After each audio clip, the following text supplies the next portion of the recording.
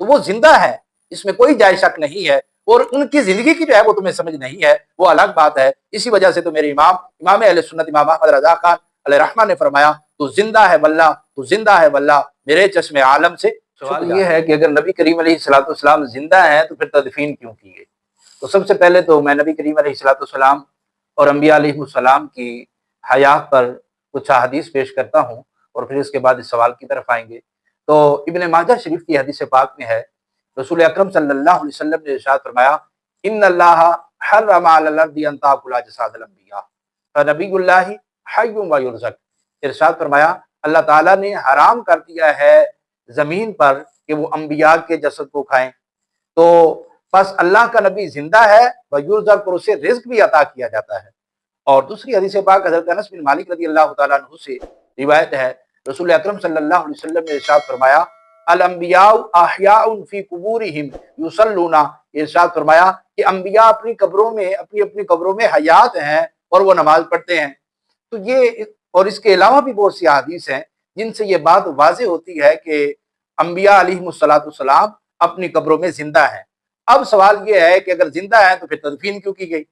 تو اس کا سب سے پہلے تو جواب یہ ہے کہ شہید زندہ ہے یا مردہ؟ تو سبھی یہی کہیں گے شہید زندہ ہے، اور اس کو قرآن پاک میں ارشاد فرمایا بل احیاء، بلکہ وہ زندہ ہیں۔ تو قرآن کی نص موجود ہے ان کے زندہ ہونے پر، تو کیا ساری کائنات کے شہداء کو دفن نہیں کیا گیا؟ تو اگر زندہ ہیں تو پھر ان کو دفن کیوں کیا گیا؟ تو جو جواب وہاں ہے وہی جواب یہاں ہے۔ اور دوسرا یہ ہے پھر تو اگر جو ہے وہ زندہ ہے تو پھر ان کو بھی تدفین نہیں کرنی چاہیے، شہداء کی بھی نہیں ہونی چاہیے۔ تو ایسے لوگوں کو اللہ کا خوف کرنا چاہیے کہ جو رسول اکرم صلی اللہ تعالیٰ علیہ وسلم کے بارے میں اس طرح کی باتیں کرتے ہیں۔ اور دوسری بات یہ ہے کہ شہید کا رتبہ جو ہے نبی کے رتبے سے کم ہے، اور جب نبی کے رتبے سے کم ہے تو جب کم رتبے والا جو زندہ ہے تو جو امام الانبیاء ہے، جو سید الانبیاء ہیں، جو باعث وجود تخلیق کائنات ہیں، تو کیا وہ زندہ نہیں ہو؟ کیونکہ جو مردہ ہوتا ہے، ہم یہ کہتے ہیں جو مردہ ہوتا ہے اس کو آگ لگائی جاتی ہے، کیونکہ جن کا مر جاتے ہیں وہ اپنے ہاتھوں سے اس کو آگ لگاتے ہیں۔ تو ہم جو دفن کرتے ہیں ہم زندہ سمجھ کر دفن کرتے ہیں۔ اب سوال یہ ہے کہ یہ کیسے ہو سکتا ہے کہ زندہ سمجھ کے دفن کرتے ہیں؟ تو اس کا جواب یہ ہے کہ اگر وہ زندہ نہیں ہے تو قبر میں اٹھ کر سوالوں کے جواب کون دیتا ہے؟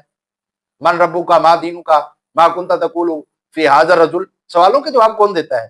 یہ صرف اتنی دیر تک جو ہے اتنی دیر تک موت کا حکم ہے جب تک سانسیں بند ہیں، اور جب ہم نے اسے قبر کے سپرد نہیں کر دیا یا اللہ کی رحمت کے جو ہے وہ سپرد نہیں کر دیا، اس نے یہ جہاں بدلنا ہے اور برزخی دنیا میں جانا ہے، اس کو برزخی حیات کہتے ہیں، اس کو عالم برزخ کہتے ہیں۔ تو یہ کہنا کہ زندہ ہے تو اس کو دفن نہیں کرنا چاہیے، یہ تمہیں کس نے کہہ دیا؟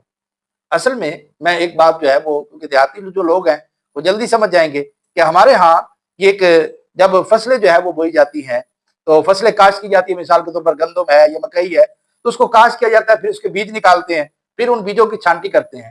جو دانے جو ہے وہ خراب ہوتے ہیں ان کو سائڈ پر کر دیا جاتا ہے، جو صحیح ہوتے ہیں جو جاندار ہوتے ہیں ان کو سائڈ پر کر دیا جاتا ہے۔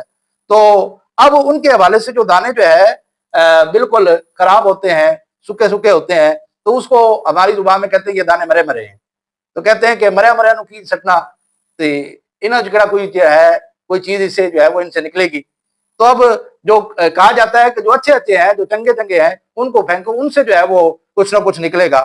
تو یہ بات جو ہے اس طرح بھی یہ بات ثابت ہے کہ جو اچھے ہوتے ہیں جو زندہ ہوتے ہیں انہی کو دفن کیا جاتا ہے۔ تو اگر دیہاتی لاجک سے بھی دیکھا جائے تو جو زندہ ہے انہی کو دفن کیا جاتا ہے، تو مردے کو کوئی دفن نہیں کرتا۔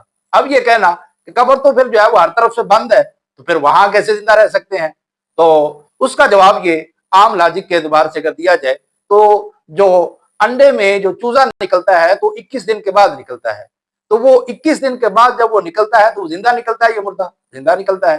تو اب سوال یہ ہے کہ 21 دن تک اس کو آکسیجن، کاربن ڈائی آکسائڈ اور سانسیں کہاں سے وہ لیتا رہا؟